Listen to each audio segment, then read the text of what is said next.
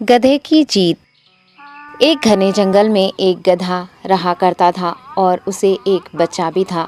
इकलौता होने के सबब वो उसे बहुत लाड व प्यार से पाला करती थी। एक दिन एक हाथी का बच्चा गधे के पास आकर कहने लगा, खाला, तुम्हारे बच्चे को मेरे साथ घूमने के लिए भेजोगे? हम दोनों कुछ देर खेल कूद कर आते हैं। ठीक है जाओ, लेकिन दूर मत जाना, खतरनाक जानवर हमला कर सकते हैं। ये कहकर वो नसीहत करने लगी। हाथी का बच्चा गधे के बच्चे को लेकर खेलने के लिए निकल पड़ा। रास्ते में चलते चलते गधे के बच्चे को ख्याल आया, दोस्त, इस वक्त अगर हम पर कोई हमला करता है तो हमें क्या करना चाहिए? हम पर कोई हमला करेगा तो मैं अपनी सूंड से जमीन पर मार गिराऊंगा। तुम्हें सूंड नहीं है, तुम अपने सर से हमला करने वालों का जवाब दो। ये कहते हुए दोनों आगे बढ़ने लगे। जंगल में हाथी का बच्चा पत्ते खाने लगा। ये देखकर गधा भी कुछ घास चरने लगा और दोनों अपने अपने हिसाब से खाने पीने लगे थे। तब उन्हें दूर से एक गीदड़ ने देख लिया और एकदम से गधे पर हमला कर दिया। उसने फौरन दोस्त की बात पर अमल करते हुए अपने सर से गीदड़ का दिफा करने लगा, लेकिन ये उससे नहीं हो पाया। गीदड़ गधे की पीठ पर हमला करने के लिए आगे बढ़ा। तब गधे ने जोर से चीखते हुए हाथी के पास चला गया।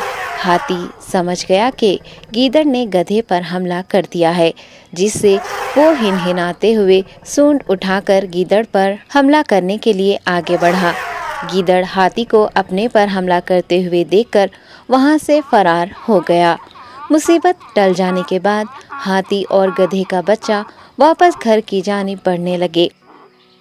घर जाने के बाद गधे के बच्चे ने जंगल में अपने ऊपर हुए गीदड़ के हमले के बारे में डरते हुए अपनी माँ से कहा।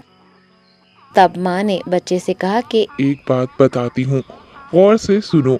हम जानवरों की अलग अलग साख्त होती है। हाथी अपनी सूंड के जरिए अपनी हिफाजत खुद कर लिया करते हैं। बैल, हरन वगैरह अपनी सींगों से अपनी हिफाजत कर लिया करते हैं। और हमें चाहिए कि अपने पाँवों को हथियार बनाकर दुश्मनों का मुकाबला करें।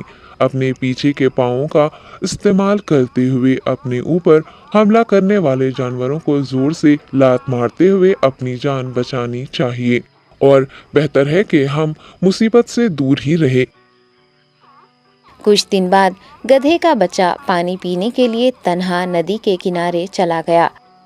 गीदड़ ये जान गया था कि गधे का बच्चा अपना दिफा खुद नहीं कर पाएगा, इसलिए वो दोबारा उस पर हमला करने के लिए तैयार हो गया और सही मौके की तलाश में एक दरख्त के पीछे छुपकर बैठ गया।